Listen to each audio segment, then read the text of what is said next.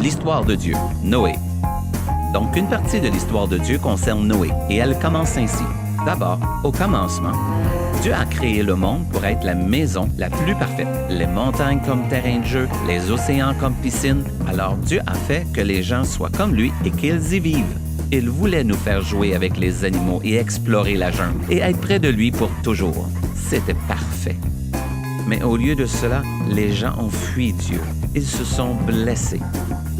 Ils ont ruiné la maison parfaite construite pour eux. La Bible dit que cela a rendu Dieu vraiment, vraiment triste. Tellement triste, en fait, que Dieu a décidé de laver tout le mal et la méchanceté et la cruauté dans le monde en envoyant une énorme inondation pour tout détruire, pour se débarrasser de toutes les mauvaises choses que les gens faisaient. Mais il y avait un homme qui suivait Dieu. C'est vrai, Noé. Dieu avait prévu un plan spécial pour Noé. Il a dit à Noé de construire un grand bateau appelé Arche pour y demeurer pendant l'inondation. Il devait être assez grand pour la femme, les enfants et au moins 2 de tous les types d'animaux sur Terre. Donc, très gros. Et Noé a dû construire au milieu de la terre ferme, ce qui signifie que ses voisins pensaient qu'il était fou, ou au moins un peu bizarre. Les enfants, parfois suivre Dieu paraît un peu bizarre. Nous sommes d'accord.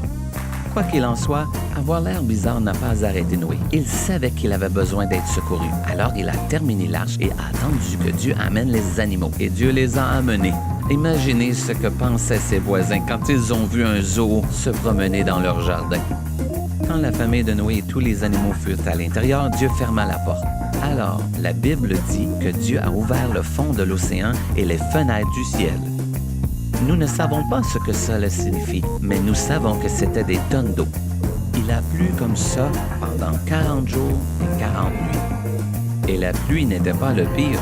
Une fois que l'eau s'est arrêtée, elle n'a pas disparu. Noé et sa famille se sont assis, flottant dans l'arche pendant plus d'1 an. Ils attendaient et attendaient et attendaient.